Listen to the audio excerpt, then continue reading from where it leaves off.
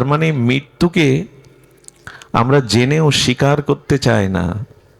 কি করে মৃত্যুকে মহামৃত্যু।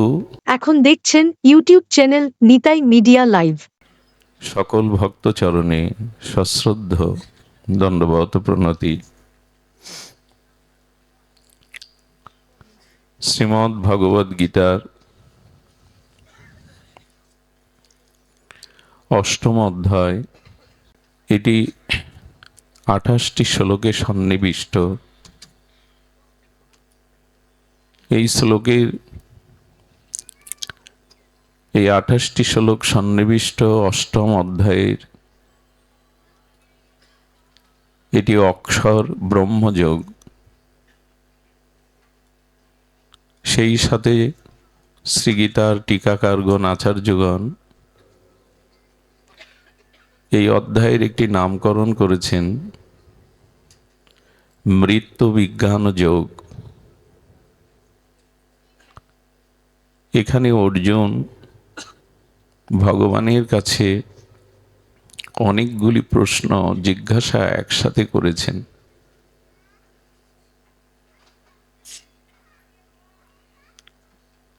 একই সাথে এত জিজ্ঞাসার বৃষ্টি অর্জুন আর করেননি।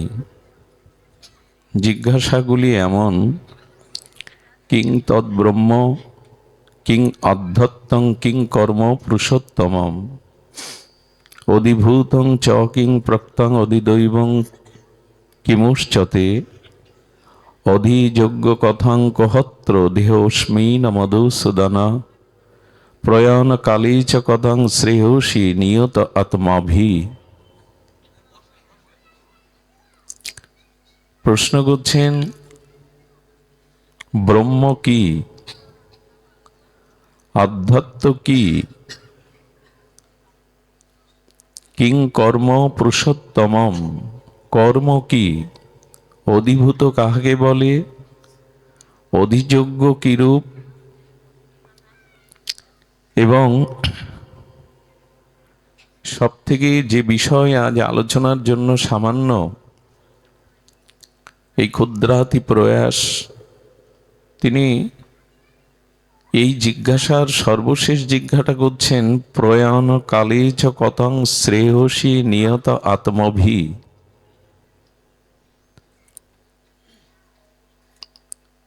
মৃত্যুর অন্তিম মুহূর্তে,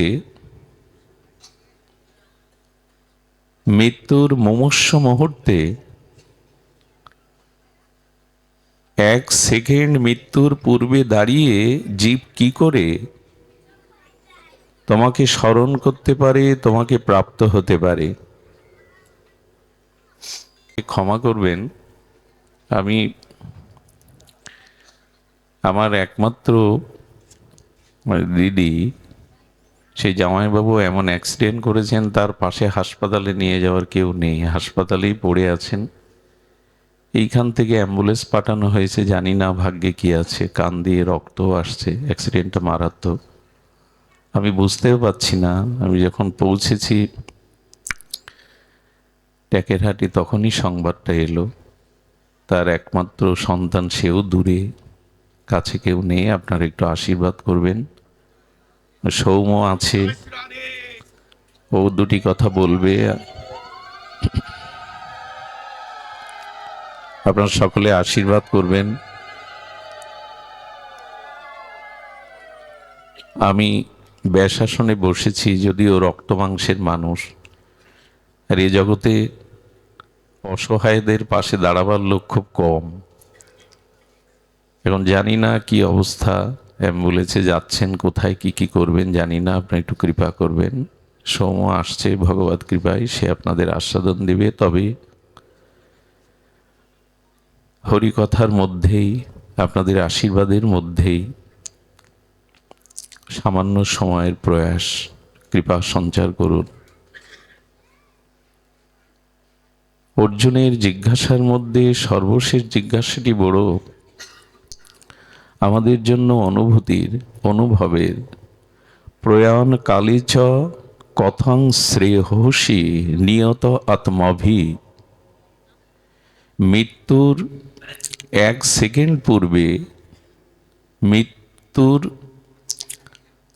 মুমূর্ষ মৃত্যু সন্নিকটে এই জাতীয় জীবের তোমার প্রাপ্তির উপায় কি? এই অধ্যায়ের এই জন্য নামকরণ করা হয়েছে মৃত্যু বিজ্ঞান যোগ। কি করে মৃত্যুকে মহামৃত্যু বা ভগবৎ প্রাপ্তির উপায়, এটি অর্জুনের জিজ্ঞাসা ছিল। কিন্তু আমার যেটা মনে হয়, একটি ছোট্ট পাখি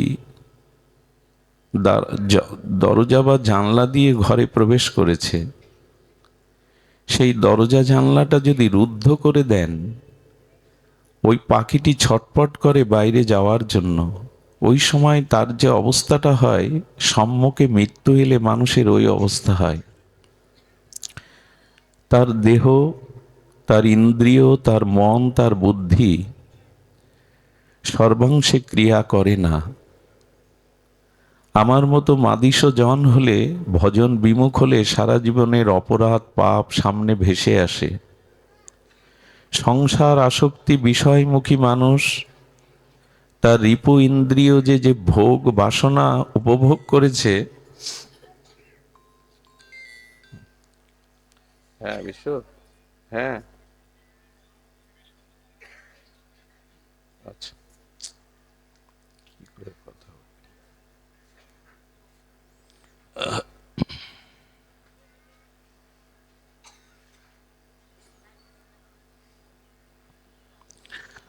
তো ইন্দ্রিয়, মন, বুদ্ধি, বাগরুদ্ধ এই জরাগ্রস্ত শরীরের সক্ষমতা থাকে না প্রাণ যুগলের মধ্যে, ভ্রু মধ্যে অথবা মন ও মানুষে ভগবানের চিন্তা করবার। এই জন্য অর্জুন এমন একটি প্রশ্ন করেছেন, আমাদেরও তো এই সম্মুখীন হতে হবে। সেদিন কি করে তোমাকে আমরা প্রাপ্ত হতে পারবো?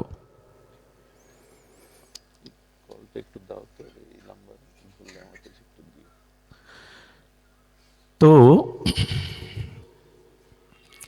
এখন মৃত্যু নিয়ে যদি আমরা একটু পর্যালোচনা বা আলোচনা করি, তাতে দেখব জাতস্য হি ধ্রুব মৃত্যু। মৃত্যু যে চিরসত্য, শাশ্বত, সনাতন, এটি মাঝে মাঝে দেহাবেশে, সংসার আবেশে আমরা ভুলে যাই। একটি পা বাড়িয়েছি, দ্বিতীয় পাটি তুলব, আমাদের এ সামর্থ্য নাই। মুখে অন্নের গ্রাস দিয়েছি, সেই গ্রাসটা পাকস্থলিতে প্রবেশ করবে, মৃত্যু আমাকে এই সময় দেবে না। একটি নিঃশ্বাস প্রত্যাহার করলাম, কিন্তু গ্রহণ করতে পারলাম না, এর নাম শেষ নিঃশ্বাস ত্যাগ, মৃত্যু। কত নিকটে দেখুন তো। যে বাক্যটা বলতে চাইছি তা বলা হলো না, এ দেহ থেকে আত্মা বিযুক্ত হয়ে গেল। আচ্ছা, আপনাদের যদি বলা হয় আমাদের গৃহে আজ আপনার নিমন্ত্রণ, কিন্তু আপনি যখন আসবেন তখন আপনার দেহের ছায়াটা নিয়ে আসবেন না, সম্ভব কি? আপনি আসুন, কিন্তু আপনার দেহের ছায়াটা যেন নিয়ে আসবেন না, এটি সম্ভব কি? তেমনি যেদিন আমি জন্মেছি, ছায়ার মতো মৃত্যু আমার মধ্যেই রয়ে গেছে।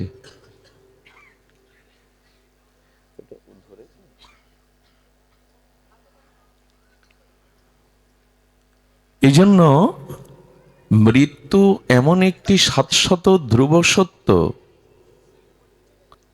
কিন্তু আমরা সেই সত্যটাকে ভুলে বসে আছি।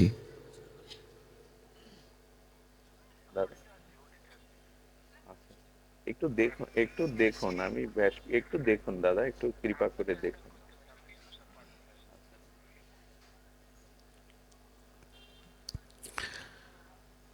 তো সাথে ছায়াটা যেমন কায়ার সাথে যুক্ত, তাকে ত্যাগ করে কোথাও যেতে পারি না, মৃত্যু তেমনি আমার মধ্যে সর্বদাই বর্তমান।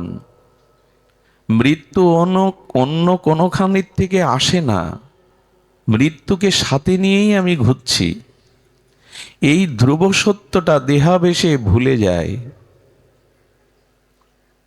অর্জুনের এই জন্য জিজ্ঞাসা, প্রয়াণ কালে চ কথাং শ্রেয়সী, কি করে তোমাকে সেই সময়ে আমরা স্মরণ করতে পারি, মৃত্যুকে সার্থক করতে পারি। মৃত্যুর কাল কবলিত এই সংসারে আমরা মৃত্যুকে ভুলে থাকতে চাই। কেউ মৃত্যুবরণ করলে আমরা হরিবোল শব্দটা একটু বিপরীত করে বলহরি বলি, এবং বলহরি শব্দটা মঙ্গলময় শব্দ। হরি বলতে বলা হচ্ছে, হরি শব্দ মঙ্গলময়, পাপ হরণ করে, পাপ হরণ করে আমাদের হৃদয়ে প্রেমের সঞ্চার করে। সেই বলহরি শব্দটি মৃত্যুর পরে উচ্চারিত হয় সনাতন ধর্মে। তো হরিকে বলতে বলার মতো মঙ্গলতম, সর্বমঙ্গলময়, সর্বগুণময় এই হরিবোলটা যদি কারো বিবাহ আসরে গিয়ে বলেন বলো হরি, আপনাকে দাঁড়াতে দেবে না। শব্দটা তো অমঙ্গল নয়, শব্দটা তো হরিকেই নির্দেশ করা হচ্ছে, সর্ব অমঙ্গল হরে। কিন্তু বিবাহ আসরে সেখানে যদি জোরে গিয়ে বলো হরি দু চারজন বলে, তারা তাড়িয়ে দেবে। তার মানে মৃত্যুকে আমরা জেনেও স্বীকার করতে চাই না। বলহরি মৃত্যুর পরের একটি শব্দ, কিন্তু বিবাহ বাসরে বললে, ছেলের জন্মদিনে গিয়ে ওখানে যদি বলেন বলহরি, মেনে নেয়নি কেন জানেন? মৃত্যু ধ্রুব সত্য, কিন্তু মন মেনে নেয়নি। মৃত্যুকে স্বীকার করতে চাই না, আমরা ভুলে থাকতে চাই। আর যখনই ভুলে যাই তখনই সংসার আবেশ, দেহাবেশ, ভোগ বাসনা প্রবৃত্তিতে আমরা মৃত্যুকে একরকম ভুলেই থাকি। এই অবধারিত মৃত্যুর কথা বলতে গিয়ে রানী এলিজাবেথ, ইংল্যান্ডের এই মহারানী, বিশ্বে যার প্রবল খ্যাতি পরিচিতি, ইংল্যান্ডের মহারানী ভিক্টোরিয়া অন্ন খেতে বসেছেন। অন্ন কি তাদের দেশের যা খাদ্য খেতে বসেছেন, তিনি গালে তুলে দিলেন, ওইটি পাকস্থলিতে প্রবেশ করার আগেই ঢলে পড়লেন। ইংল্যান্ডের রানী ভিক্টোরিয়া, তো তিনি এমনি করে আর মুখে তুলে দিতে পারেন? একটি গ্রাস তুলেছেন, আরেকটি গ্রাস যে আপনি মুখে তুলবেন এ নিশ্চয়তা নেই। সেকেন্দার সারা পৃথিবী বাহুবলে জয় করলেন। বাহুবলে জয় করে সেকেন্দার ফিরছেন তার পিতামাতা, স্ত্রী পুত্র, তার নিজ আলয়ে। 200 হাত দূরে এসে ওখানেই তার মৃত্যুবরণ হলো। শোভাযাত্রা করে চলেছে বিশ্বজয়ী সেকেন্দার, পিতামাতার মুখ নিজ আলয়ে উঠতে পারলেন না। এই যে মৃত্যু অবধারিত ধ্রুব সত্যকে ভুলে আছি। অর্জুন এত প্রশ্নের মাঝে এই প্রশ্নটি বড় মর্মস্পর্শী প্রশ্ন। প্রয়াণ কালে চ কথাং শ্রেয়সী নিয়ত আত্মভি, বলো ভগবান, সেই মৃত্যুর ইন্দ্রিয়, মন ও বুদ্ধি বিকল হয়ে যাবে।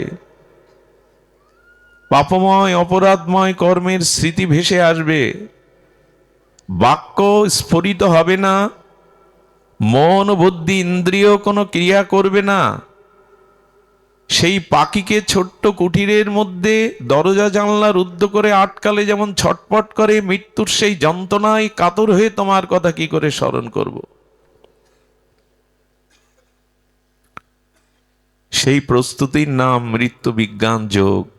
এটি আমাদের জানা প্রয়োজন বিধায় তৃতীয় পাণ্ডব অর্জুন। কিন্তু আমরা এই বুদ্ধি মন যুক্ত করেও, এত হরিকথা শ্রবণ করেও, এত শাস্ত্রকথা শ্রবণ করেও আমাদের প্রস্তুতি নাই। লোমশ ঋষি, ঋষি বা মুনি যারা, তারা জগতের বিষয় বৈভবকে পরিত্যাগ করে রিপু ইন্দ্রকে সংযতপূর্বক তারা গভীর মনন ক্রিয়ার দ্বারা সেই পরম ব্রহ্মের উপলব্ধি করেন। যাদের চিত্তে, যারা দ্রষ্টারূপী ভগবানের নাম রূপ লীলা মহিমাকে দর্শন করেন, মন্ত্রদ্রষ্টা ঋষি। ঋষি কারা? যারা মন্ত্রদ্রষ্টা, মন্ত্রর অধিদেবতাকে দেখেন, মন্ত্রের স্বরূপটাকে যারা উপলব্ধি করেন ভজনের দ্বারা, তাদের মধ্যে অন্যতম ছিলেন লোমশ ঋষি। সারা গায়ে লোম। তার চরিত্র যেভাবে বর্ণন এসেছে, এরাই মৃত্যুকে যথাযথ রূপে উপলব্ধি করেছে। এর পরমায়ু শুনলে অবাক হয়ে যেতে হয়। ব্রহ্মার 1000 সত্যযুগ, 1000 ত্রেতা যুগ, 1000 দ্বাপর যুগ, 1000 কলিযুগ। এটি ব্রহ্মার এক অহ, দিন রাত্রি না। আবার 4000 যুগে ব্রহ্মার একদিন। এইভাবে ব্রহ্মার 100 দিনের মাথায় একদিন হয় এই লোমশ ঋষির। আর তার সারা গায়ে লোম। কল্পে ব্রহ্মা যখন মৃত্যুবরণ করে, দেহ ছাড়ে, তখন তার একটা লোম খসে পড়বে। ব্রহ্মার পরমায়ু শেষ হলে, ব্রহ্মা মৃত্যুবরণ করলে একটা লোম খসে পড়বে। আর তার চরণ থেকে মস্তক পর্যন্ত গায়ে লোম, তাহলে তার পরমায়ু কত? তিনি ঘর বাঁধেননি। তিনি ঘর বাঁধেননি এই জন্য যে না, পৃথিবীতে এত অল্প সময়ে ঘর বাঁধার কি প্রয়োজন? এটা আমার নিবাস নয়, এটা আমার দেশ নয়, এটা আমার বাড়ি নয়। আমরা এই উপলব্ধি নিতে পারবো কি? ব্রহ্মার একদিনে যার একটি লোমকূপ খসে পড়লে অনন্ত অনন্ত লোম যার গায়ে, সেই কিনা ঘর বাঁধছেন না। আর তিনি কি করছেন? কারো কাছ থেকে কিছু চেয়ে পান না। অযাচক বৃত্তি, অপরিগ্রহ গীতাতে বলেছেন, কেউ কিছু দিলে তবে পান। অপরিগ্রহ আমরা পারি না। দেখুন, একটা কথা বলি, অর্থ প্রয়োজন, কিন্তু তার সীমা থাকা প্রয়োজন। আপনার জগতে লক্ষ্য করেছেন, যার অর্থ নাই, সম্পদ নাই, সে শুধু একটা হাহাকার করে, আমার অর্থ ভগবান দেয়নি, আমার সামর্থ্য দেয়নি। আর যার অর্থ প্রাচুর্য আছে, তার হাহাকার অনেক। তার হাহাকার এই, আরো চাই। কি করে রাজভয়, চোরের ভয়, শত্রুর ভয় থেকে অর্থ রক্ষা করব, তার ভয় অনেকগুলি। শাস্ত্র এমন বলেছেন, অর্থের সাথে যদি ভগবত ভক্তি, ত্যাগ, বৈরাগ্য না থাকে, তবে অধিক শিক্ষিত আর অধিক ধনসম্পদ লোকরাই আত্মহনন করে বেশি। মূর্খ বা নির্ধনী লোকরা বেশি আত্মহত্যা করে না, সংখ্যায় কম। পৃথিবীতে যত আত্মহত্যার সংখ্যা দেখবেন, উচ্চ শিক্ষিত এবং উচ্চ ধনাঢ্য ব্যক্তি যারা, এদের জীবনে আত্মহত্যার সংখ্যা বেশি। গ্রামের সরল লোক, অশিক্ষিত লোক, তেমন কিছু বিত্ত বৈভব নেই, এরা আত্মহত্যার পথ বেছে নেয় না। এই জন্য অর্থ প্রাচুর্য থাকুক, কিন্তু অর্থের অহংকার, অভিমান, আবেশ, এগুলি আপনাকে শান্তিতে থাকতে দেবে না। এই যে লোমশ ঋষির এই প্রাপ্তির উপায় কেন জানেন? উনি একদিন আসছিলেন, এসে দেখছে নর্দমার মধ্যে একটা শূকর শুয়ে আছে। আর নর্দমার পাশে এক মাতাজি, তার 2টি সন্তান। একটি সন্তানকে দুগ্ধপান করিয়ে আরেকটি সন্তানকে দুগ্ধপান করানোর আগে স্তনটা ভালো করে ওখান থেকে জল নিয়ে ধুয়ে দিলেন। তারপরে ওই আরেকটি সন্তানকে স্তনপান করাচ্ছেন। লোমশ ঋষি গিয়ে বলছেন, মা, সন্তান 2টি তোমার, তবে স্তনে কেন তুমি পবিত্র করে, শুদ্ধ করে সন্তানকে মুখে দিচ্ছ? বললেন, যে সন্তানকে আমি আমার স্তন ধৌত করে, বিধৌত করে পান করিয়েছি ব্রাহ্মণের তেজে, ব্রাহ্মণের আশীর্বাদে তাকে আমি সন্তান রূপে পেয়েছি। আর আমার স্বামী নিচকুলে জন্ম, যে সন্তানকে দুধ আগে পান করালাম সে আমার স্বামীর প্রদত্ত, আমারই গর্ভধারণ করা সন্তান। তাই ব্রাহ্মণের সন্তানকে আমি কোনো উচ্ছিষ্ট দিতে পারি না। ব্রাহ্মণের মর্যাদা ভগবান দিয়েছেন, তাই আমি বিধৌত করে ওর স্তনটা মুখে দিয়েছি। লোমহর্ষি ঋষি ওই মায়ের দিকে তাকিয়ে কি করলেন জানেন? ওই শূকর যেখানে শুয়েছিল, অন্য জল নেই বিধায় ওই জল নিয়ে ওই ব্রাহ্মণ শিশুপুত্রের চরণ ধয়ে চরণামৃত পান করলেন। কারণ প্রতিদিন লোমহর্ষি ঋষি ব্রাহ্মণের চরণ পাদদাগ পান করতেন। চিন্তা করতে পারেন, শূকর শুয়ে থাকা সেই জলকে উনি আসমন পূর্বক ব্রাহ্মণ ওই শিশু সন্তানের চরণ জল করে যখন পান করলেন, ভগবান প্রকট হয়ে গেলেন। চরণামৃতে এত বিশ্বাস, ব্রাহ্মণে এত শ্রদ্ধা ভক্তি। আমি বলছি, ব্রহ্মা কল্পে কল্পে মরে গেলেও তোমার মৃত্যু নেই। আচ্ছা, মৃত্যু নাই। এজন্য তিনি পর্যন্ত অপরিগ্রহ করে জীবন কাটাতেন। কিন্তু আমরা মৃত্যুকে স্মরণ করি কি? মৃত্যু যে কোনো সময় ছায়ার মতো আমার কাছে আছে, কিন্তু সেই মৃত্যু স্মরণ আমাদের এলো না। তুকারামকে একজন বলছেন, আপনি কেন এত আনন্দে থাকেন? আপনার ভালো গৃহ না, স্ত্রী মনোমতো না, উঠতে বসতে আপনাকে গালি দেয়, কষ্ট দেয়। আপনার অর্থ নেই, ঘর নেই, বাড়ি নেই, আপনি এত মস্তিতে আনন্দে কি করে থাকেন? যে তাকে প্রশ্ন করছে তার হাতকানা দেখে বলছেন, 1 সপ্তাহ পর তোমার মৃত্যু হবে। এটা আমি বলছি। গৃহে গিয়ে দরজা বন্ধ করে কাঁদছে ঠাকুরের সামনে। 1 সপ্তাহ সময় ছেলেদেরকে বিষয় সম্পত্তি দিয়ে দিলেন। স্ত্রীকে বললেন, আমাকে বেশি ডেকো না, পারলে একটু প্রসাদ দিও, আমি মন্দিরেই থাকবো। ছেলেদের ডেকে মামলা মকদ্দমা তুলে নিলেন। যাদের সাথে শত্রুতা ছিল তাদের ডেকে ডেকে চরণ ধরে ক্ষমা চাইলেন, আমার 7 দিন আয়ু। ওই 6 দিন ধরে ভগবানের নিত্য নিরন্তর কাঁদছে আর ভগবানকে ডাকছে, কিছুই তো করা হলো না, নিজের উদ্ধার তো হলো না। 6 দিনের মাথায় তুকারাম এসে বলছেন, তুমি কেমন আছো? বলেন, আর থাকা, ঘর নেই, স্ত্রী পুত্রের স্মরণ নেই, বিষয় আশাই নেই। এ জগতে শত্রু মিত্রের কথা আর নয়, দিন রাত ভগবানকে ডাকছি, তবে হৃদয়ে একটা ভগবানের ভজনে আনন্দ পাচ্ছি। উনি মাথা হাত দিয়ে বললেন, তোমার মৃত্যু এখন নয়, 7 দিনে নয়। আমার কাছে প্রশ্ন করেছিলে আমার কিছুই নেই, আমি আনন্দে কেন থাকি? তার প্রশ্ন এই, তুমি 7 দিনে মৃত্যুকে মনে করো, আর আমি মনে করি 1 সেকেন্ড পরেই আমার মৃত্যু। এই জন্য কোনো বাসনা আমার নেই, এই জন্য আমি আনন্দে থাকি। মৃত্যুকে সম্মুখে যদি দেখেন, সেখানে আমাদের এত ভোগ বিলাস প্রবৃত্তি বাসনা জাগতে পারে না। কিন্তু ধ্যান দিতে হবে। এর পরেই ভগবান বলে দিয়েছেন, তস্মাৎ সর্বেষু কালেষু মামনশ্বর যুদ্ধ চ। আমাকে সর্বদা স্মরণ করো, এটাই মৃত্যুর প্রস্তুতি। আর শোনো, আমাকে সারা জীবন আত্মনিবেদন করে যদি ভজন করতে পারো, এই জড়জাগতিক কাল কবলিত অনিত্য প্রপঞ্চ শরীর যদি সাড়া না দেয়, বুদ্ধি স্মৃতিশক্তি যেদিন তোমার সাড়া না দেয়, তবে জেনে রাখো, তোমার অন্তিম সময় তোমার হৃদয়ে বসে আমি তোমার নাম করিয়ে নেব, আমি তোমার দায়িত্ব পালন করে নেব। আমাকে স্মরণ করো, মৃত্যুকে সম্মুখে দেখে স্মরণ করো। সুধীজন, এই জন্য প্রয়াণকালে সেই বিশেষ রূপে ভগবানের স্মরণের জন্য আজ আমাদের কিন্তু উপলব্ধি আসে কই। তবে একটি মার্মিক কথা বলেই বিশ্রাম করি। আসলে মনে হচ্ছে আমি গিয়েও কি কাকে রক্ষা করতে পারবো? আপনাদের আশীর্বাদ, হরিকথা, ভগবানের কৃপায় তার রক্ষা কবচ। হয়তো কোনো ব্যবস্থা তিনি করবেন, আর ভগবানের কৃপা সৌম্য এসে গেছে।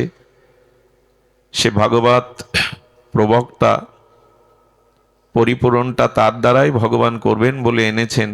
আমি সামান্য যেটা শুরু করেছিলাম, এই অবস্থাতে কথা বলাটা খুব কষ্টকর। তবু ভাবি কিছু তো করার নেই, আমাদের হাতে কিছু নেই। হয়তো আত্মীয় স্বজন ভুল বুঝবে, কিন্তু এইটুকু জেনেছি আপনাদের সুদৃষ্টিতে তার হাতের বাইরে আমাদের কিছু করার নেই। তো এই যে ভগবানকে উপলব্ধি করার জন্য নিত্য নিরন্তর স্মরণের কথা শুনছি, পাঠে জানছি, কিন্তু নাম স্মরণ হয় কই, লীলা স্মরণ হয় কই, নিত্য নিরন্তর অবিচ্ছিন্ন তৈলধারার ন্যায় ভগবত স্মরণটা হয় না কেন? বলল উপলব্ধি আসেনি। উপলব্ধি আসেনি কেন? উপলব্ধি আসেনি দেখুন, শ্রী গুরু কৃপা ব্যতীত, বৈষ্ণব কৃপা ব্যতীত আপনার উপলব্ধি আসতে পারে না। তার ছোট্ট একটা দৃষ্টান্ত, দুটি দৃষ্টান্ত বড় মার্মিক, একটু ধ্যান দিন। অর্জুন এবং শ্রীকৃষ্ণ একই রথে, দুইজন আলাদা রথে নয়।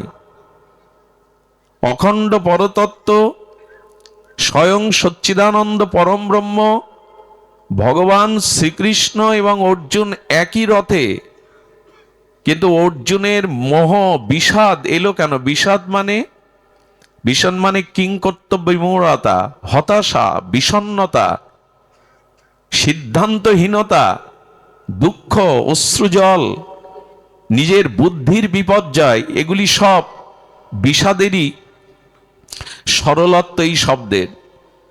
তো ভগবান শ্রীকৃষ্ণ যে রথে দাঁড়িয়ে, ভগবানের মতো সখা যার, তার মোহ আসবে কেন? সূর্যে অন্ধকার আসবে কেন? একটাই কারণ, অর্জুন সখা রূপে কৃষ্ণকে দেখছে, ভগবান রূপে কৃষ্ণকে দেখছে। ভগবান রূপে না দেখলেও তো তিনি ভগবান। ভগবানকে মানি আর না মানি তিনি তো সচ্চিদানন্দ ভগবান। কিন্তু অর্জুনের বিষাদ কেন, কর্তব্য বিমূঢ়তা কেন? এর একটাই কারণ, অর্জুন গুরু কৃপা এখনো পাননি। এই দেখুন কি মর্মার্থ। এই জন্য অর্জুন বিষাদগ্রস্ত হয়ে অশ্রুসজল নয়নে কিংকর্তব্য বিমূঢ় হয়ে রথে ধনুর্বাদ ত্যাগ করলেন। হতাশাগ্রস্ত হয়ে, বুদ্ধি বিপর্যস্ত হয়ে, বিষাদগ্রস্ত হয়ে গেলেন। কিন্তু বিষাদগ্রস্ত মানুষকে প্রসাদ দিতে পারে একমাত্র গুরুদেব, ভগবান না। এই কথাটি অন্তরে লিখে নিন। বিষাদগ্রস্ত জীবকে প্রসাদ দিতে পারে একমাত্র শ্রী গুরুদেব। শ্রী গুরুদেবের মহিমা দেখুন। অর্জুন বলে বসলেন, প্রভু এই মুহূর্তে আপনি আমার সখা নন। শিষ্যস্তে মাং সাদিমাং তাং প্রপন্নম, আমি আপনার শিষ্য, আপনি গুরু রূপে আমাকে তত্ত্ব উপদেশ দেন। এই দেখুন, যখনই শ্রীকৃষ্ণকে ভগবান রূপে না গুরু রূপে স্বীকার করলেন, নিজেকে শিষ্য রূপে স্বীকার করলেন, তখনই ভগবানের দিব্য বাণী দ্বারা অর্জুন বলে বসলেন, নষ্ট মোহ স্মৃতিলব্ধ, আমার মোহ নষ্ট হয়ে গেছে। করিচ্ছে বচনাং তব, আমি আপনার প্রতিটি কর্তব্য কর্ম আদেশ পালনের জন্য সম্পূর্ণ প্রস্তুত। ভগবান যে রথে তার মোহ যায় না, অথচ গুরু রূপে বরণ করে যখন গুরু উপদেষ্টা হয়ে উপদেশ দিলেন, সেই গুরু কৃপাতেই অর্জুনের মোহ দূর হলো। এতে কি সিদ্ধান্ত এলো? গুরু কৃপা ব্যতীত, শুদ্ধ মহাতের কৃপা ব্যতীত ভগবানের রথে একসাথে থাকলেও আপনার মোহ দূর হওয়ার নয়। শ্রী গুরু কৃপা চাই, মহৎ কৃপা চাই। আরো দেখুন দৃষ্টান্ত এসেছে। পরীক্ষিত মহারাজ সাধারণ নয়, অভিমন্যু পুত্র। উত্তরার গর্ভে তার আবির্ভাব, গর্ভেই ব্রহ্মাস্ত্রের হাত থেকে স্বয়ং ভগবান যাকে গর্ভে প্রবেশ করে রক্ষা করেন, সে সাধারণ? যে পরীক্ষিত মহারাজ গর্ভেই ভগবান দর্শন করলেন, আর তার ভূমিষ্ঠ হওয়ার পরে কোলে তুলে নিলেন ধর্মরাজ প্রাজ্ঞ যুধিষ্ঠির। যুধিষ্ঠিরের কোলে যে মানুষ হয়, সর্বক্ষণ কৃষ্ণ পঞ্চপাণ্ডবদের দুয়ারে পড়ে থাকতেন, ভোজনে শয়নে কৃষ্ণকে সামনে দেখে যে বড় হয়েছে, যুধিষ্ঠিরের মতো প্রাজ্ঞ ধার্মিকের কোলে উঠে যে প্রতিপালিত হয়েছে, যিনি অভিমন্যুর পুত্র, যিনি গর্ভেই ভগবান দর্শন করলেন, রক্ষা পেলেন ব্রহ্মাস্ত্রের হাত থেকে, সে ঋষির গলায় সাপ ঝোলাতে পারে? তার তত্ত্বজ্ঞান হয়নি কেন? কৃষ্ণকে দেখে বড় হয়েছেন, যুধিষ্ঠিরের কোলে বড় হয়েছেন, কিন্তু তার তত্ত্বজ্ঞান হলো না কেন? ঋষির গলায় কেন মালা সাপ ঝুলিয়ে দেবে সে? তৃষ্ণার্ত হয়েছে ভালো কথা, ঋষি তো জপ ধ্যান করছেন, তার গলে মৃত সর্ব জড়ানো, তার মানে তখনও তার তত্ত্বজ্ঞান হয়নি। তার ভগবত কৃপা এবং তার ভগবত প্রাপ্তি উপলব্ধি কখন হলো? যখন সুখদেব ভগবানকে তিনি গুরু রূপে বরণ করে আত্মসমর্পণ করলেন। এর থেকে বড় তত্ত্ব হতে পারে না যে শ্রীগুরু কৃপা, মহৎ কৃপা বিনা ভগবত উপলব্ধি করুণা আসবে না।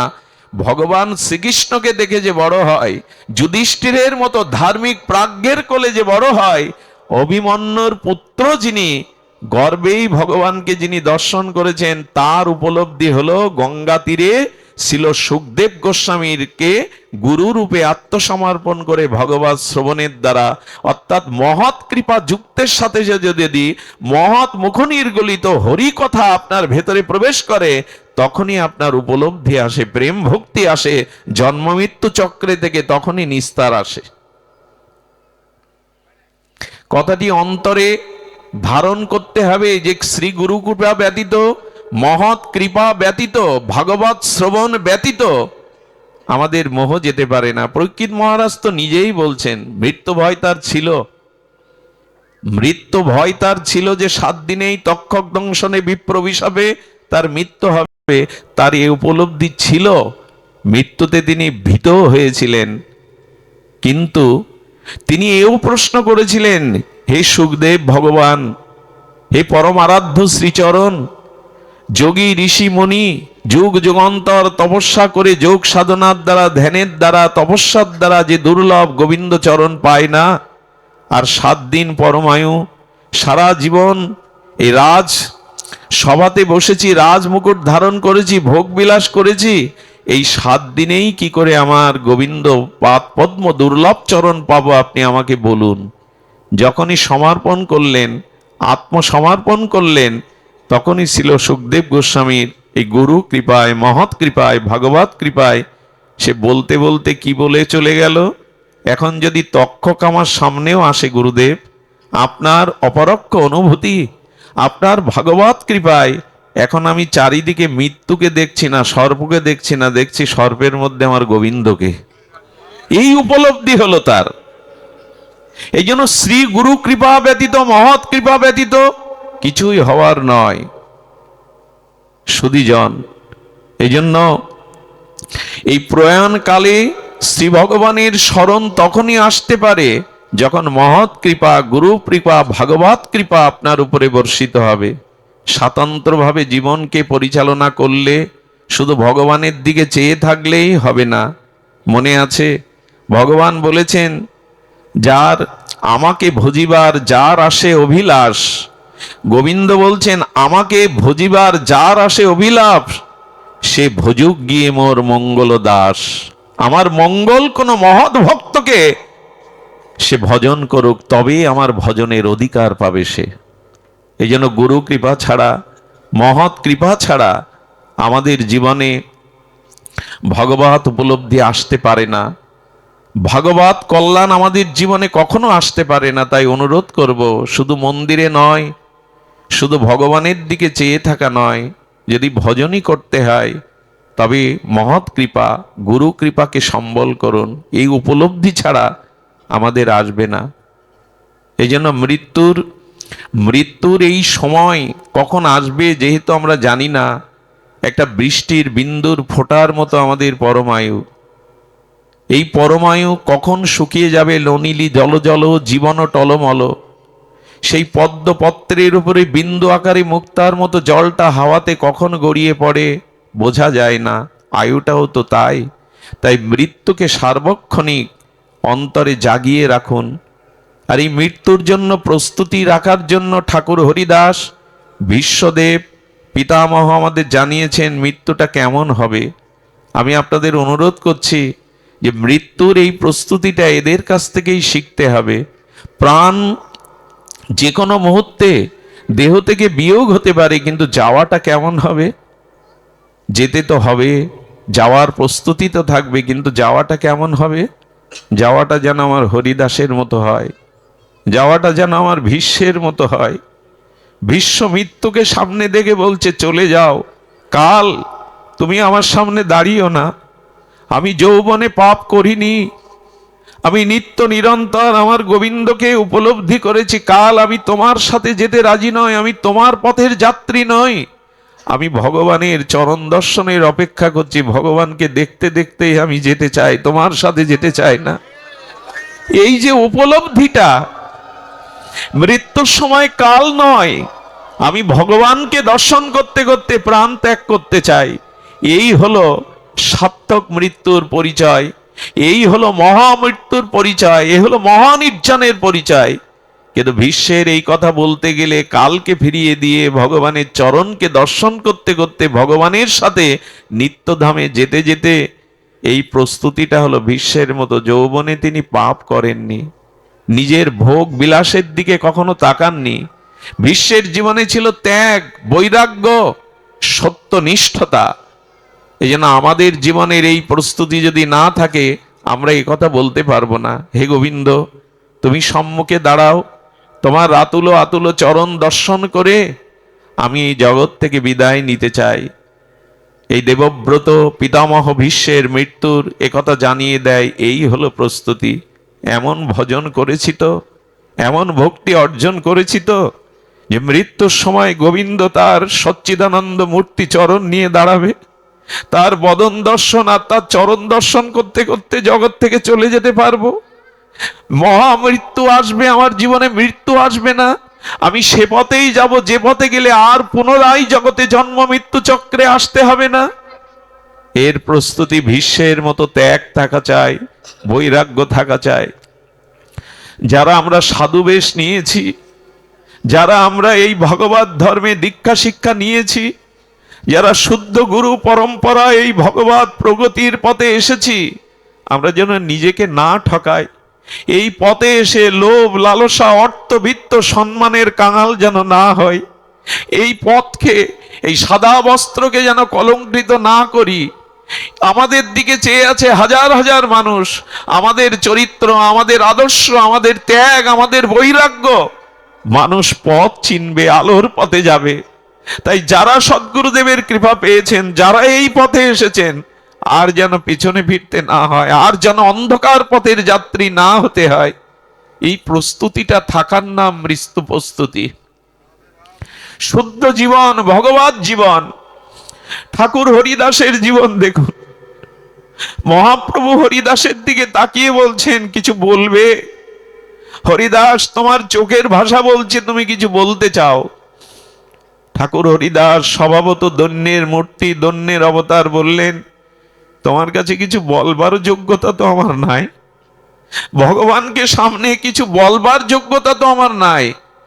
তবে যদি অভয় দাও, নিজের একটা ইচ্ছার কথা বলি।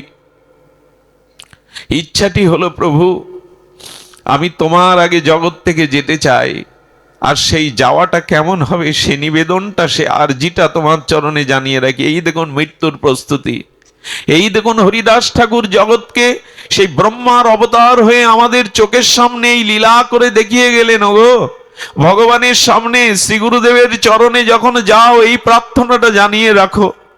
মহাপ্রভু বলছেন, বলো হরিদাস, বলো কি তোমার অভিলাষ? বহুদিন ধরে কি বলতে চেয়েও তোমার বলা হয়নি, আজ তুমি বলো। চেয়েছিলেন দুটো জিনিস, আর সেই দুটি জিনিস আমাদের এই মহাপ্রয়াণ, মহাপ্রস্থানের চরমতম আদর্শ স্থাপন করে গেলেন। হরিদাস মহাপ্রভুকে বললেন, আমি যেতে চাই, তবে কেমন করে জানো? আমার যাওয়ার দিনে বৈষ্ণবের চরণ ধুলিকে আমি ভূষণ করে মাখতে চাই অঙ্গে, বৈষ্ণবের চরণ ধুলিকে আমি আর অঙ্গের ভূষণ করতে চাই। আর কি চাই জানো? নয়নে হেরিব তোমার ও চন্দ্র বদন, হৃদয়ে ধরিব তোমার কমল চরণ। এই দেখুন, ঠাকুর হরিদাস বিশ্ববাসীকে, সনাতন ধর্মের প্রতিটি নরনারীকে বলে গেলেন, যদি কখনো ভগবানের কাছে কিছু নিবেদন করতে হয়, যদি কিছু চাইতে হয়, এই যে ও প্রভু, মৃত্যু তো সাথে নিয়ে এসেছি, মৃত্যু তো ধ্রুব সত্য, তবে যাওয়ার বেলায় যেন তোমার চরণ দুখানা আমি আমার হৃদয়ে ধরতে পারি, আমার নয়ন ভিঙ্গ যেন তোমার কমল বদনের ওই অমৃত বদনের মধুপান করতে পারে। আর কি চাই জানো? আর কি চাই? এই দেখুন ঠাকুর হরিদাসের সেই উপলব্ধি দেখুন, জিহ্বায় উচ্চারিপ শ্রীকৃষ্ণ চৈতন্য নাম। আর প্রভু যাওয়ার বেলা আমার জিহ্বা যেন তোমার নাম নিতে নিতে যায়, শ্রীকৃষ্ণ চৈতন্য, শ্রীকৃষ্ণ চৈতন্য।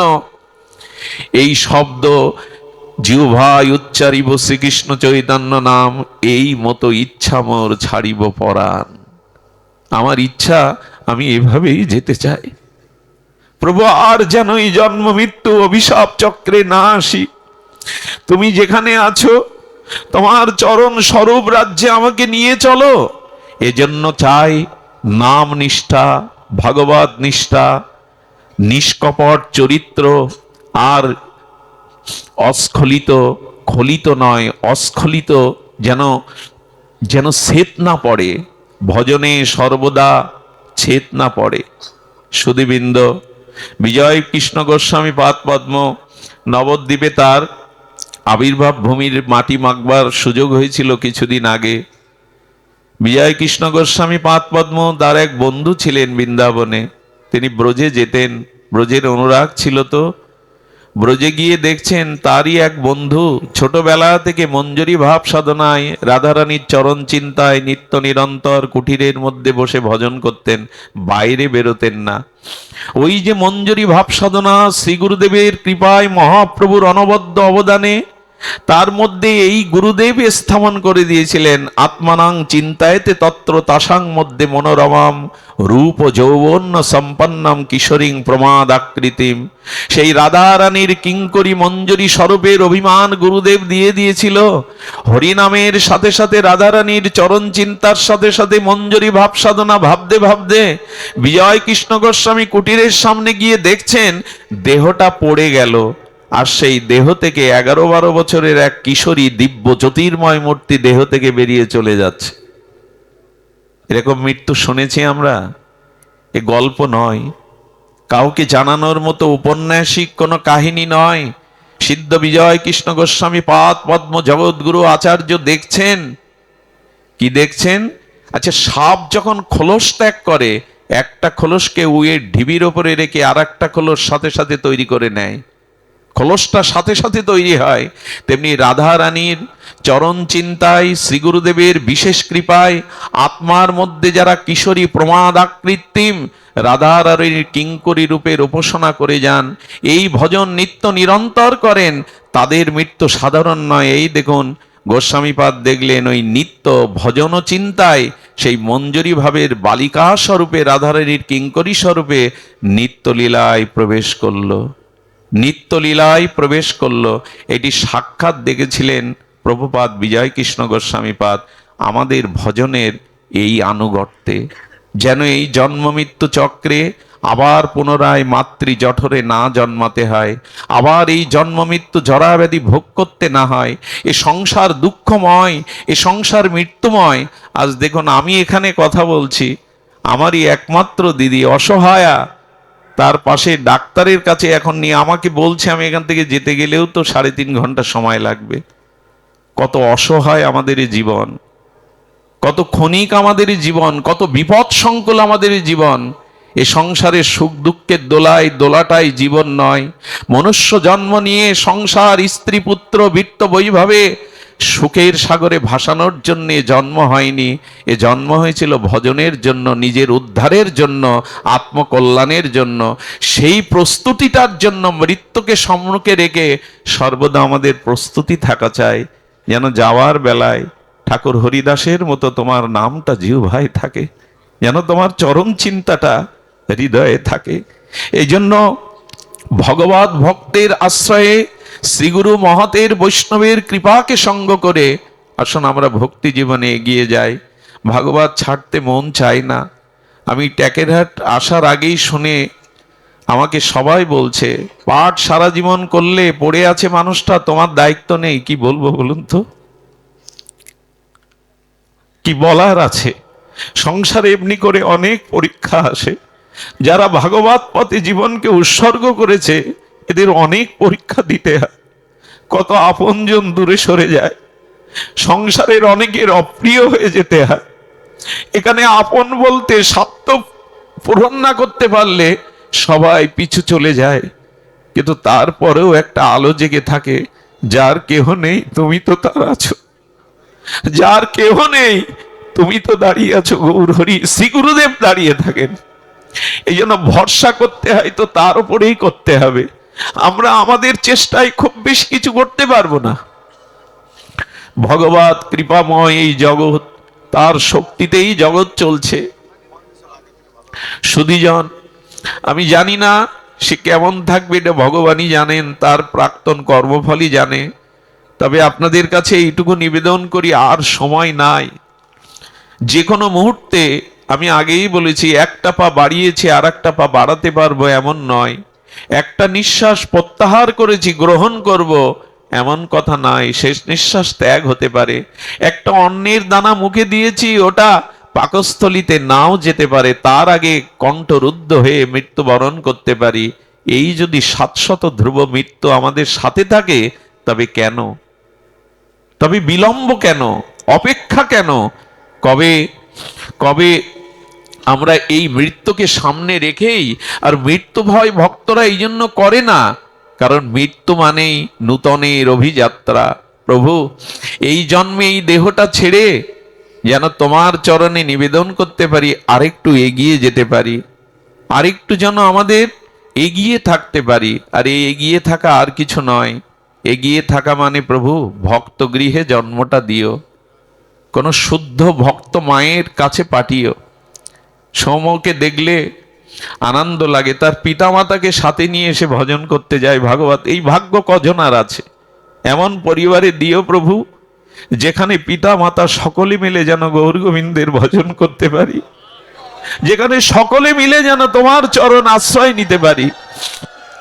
আজকে যে এই যোগমায়া কুঞ্জে যেখানে এই অনুষ্ঠান হচ্ছে, তৃতীয় দিবস, তাদেরকে দেখে বড় অবাক হই। সংসারে থেকেও আজ এমন সুন্দর শ্রীবিগ্রহ সেবা, এমন সুন্দর ভগবানের অর্চন করে জীবনটা কাটাচ্ছে। তারাও তো সংসারী, তারাও তো রক্ত মাংসের মানুষ। তারা যদি এটি পারে, কেন সংসার নিয়েই, স্ত্রী পুত্র বৃত্ত বৈভব কামনা নিয়ে জীবন কাটাবো? তার মধ্যে কি একটু ভগবানকে জায়গা দিতে পারি না? তার মধ্যে কি জীবনটা তার চরণে সমর্পণ করতে পারি না? আমাদের এই ভাবনাটা নিয়ে আমি আপনাদের কাছে বিদায় চাইছি। তাড়াহুড়ো করে আমি জানি কিছু করতে পারবো না, তবে আপনারা প্রাণ ভরে আশীর্বাদ করবেন। এই অসহায় মানুষটার ওপরে ভগবানের জন্য কৃপা বর্ষিত হয়। একটা কলঙ্ক থেকে যাবে কিছু হলে, আমি তার পাশে থাকতে পারলাম না, সেই কলঙ্কটা আপনাদের কৃপায় যেন ঘুচে যায়, সে যেন মানসিকভাবে শারীরিকভাবে সুস্থ বোধ করে। এখন আপনাদের সামনে আমারই খুব স্নেহধন্য আমাদের সৌম্য চক্রবর্তী হরিকথা বলছেন। আপনারা তার শ্রীমুখে হরিকথা শ্রবণ করবেন। বাকি অনুষ্ঠান যে দুদিন আছে, আপনারা এখানে মহাত্মারা আসবেন, আগমন ঘটবে, আপনারা এমনি করে এসে হরিকথা আস্বাদন করবেন। আপনাদের সকলের চরণে বিনম্র সশ্রদ্ধ দণ্ডবাদ প্রণতি জানিয়ে সৌম্য আপনাদের মাঝে হরিকথা বলছেন, আপনারা শ্রবণ করুন।